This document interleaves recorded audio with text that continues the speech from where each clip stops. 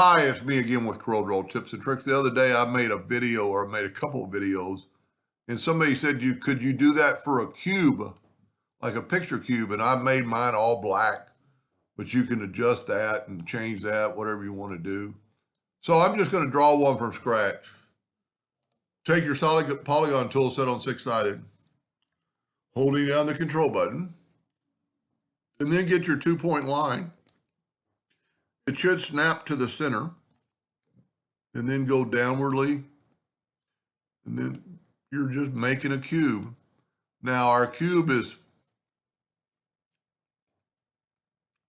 big. Let's make it a little bit smaller, almost 12 inches. So let's set our nudge factor on 13. And you have to take the Smart Fill tool and fill in the spots. And what that does, that makes those panels complete, no matter what the line is, because now you've got panels. Now, I don't like going straight to the edge, so I'm going to go ahead and go to Effects and Contour first. And I'm going to grab my first panel. I'm going to go inwardly, just 1/4 of an inch, inwardly, 1/4 of an inch. I'm using red so you can see it.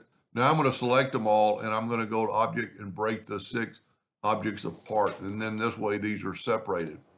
Now, probably the best way is to do the envelope first and then put the picture in the envelope. And let's see how big this thing is, because I made this. Let's take the Smart Fill tool or the Parallel Dimension tool, and let's measure. So we're at 626. That's going to work. This will work. So we need 3 copies of this. Well, you know what? We only need 1. So let's take this and let's zoom in here. And let's get the envelope tool. The best way to do this is to get rid of the inwardly nodes and take the outwardly nodes and right click and turn them into a line. Now I kind of just learned this just doing this now. You've got all 4 nodes selected. You could move it to that first node. And then deselect them and individually select your nodes. Now, I could have, and I'm off a little bit, I could have done three of these and done that and just put them in there. But I started thinking, let's Control D and make a duplicate and then move the center rotation in the center and rotate it 120 degrees. Well, what did I do? I want to make sure I've got that selected. Control D. I don't know what I selected, but it didn't take it. Whoop, 120 degrees. And see, and then Control D again. And I've taken my 4. Now, what I really want to do is to take away that line. So I'm going to hit delete my other line. That was my line, just because I didn't want the cube going all the way to the edge. Now, I just picked 3 pictures off the internet. And I mean, I was first going to do it with a little girl. So you have to do that first before you do this. And I do not like Power Clip, but Power Clip is the best for this job. So I'm going to grab my picture and go to Object, Power Clip, Place Inside Frame. Okay, I got something wrong there. Let me move that out of the way. I wonder if I got something overlying. Nope. I don't know why that didn't work.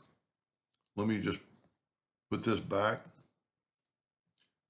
Well, you know what? The picture maybe just didn't fit.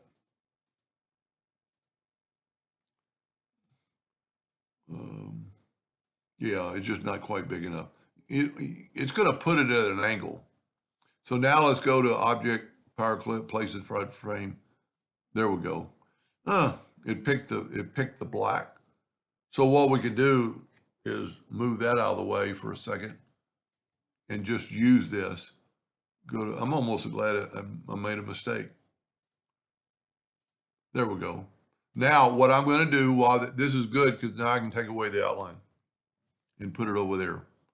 Now, I think the other pictures are big enough.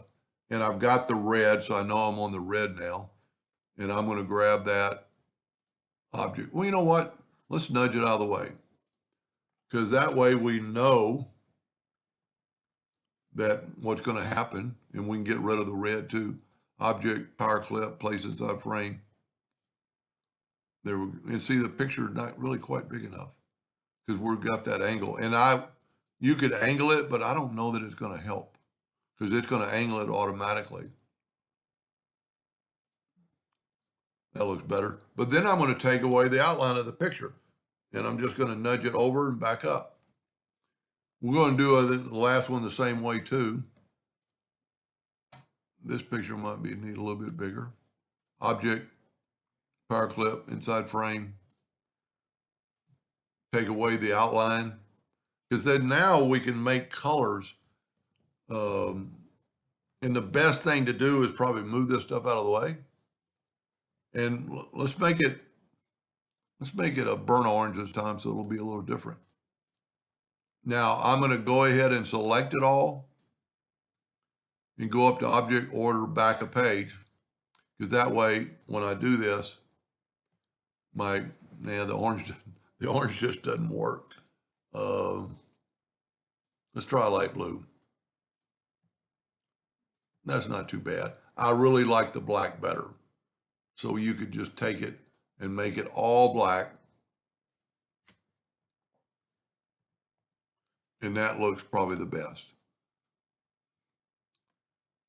So that's how I would do a cube. Now you don't have to, I could have made a black around the pictures when we took away the curve and left the frame alone a different color like I did on this one.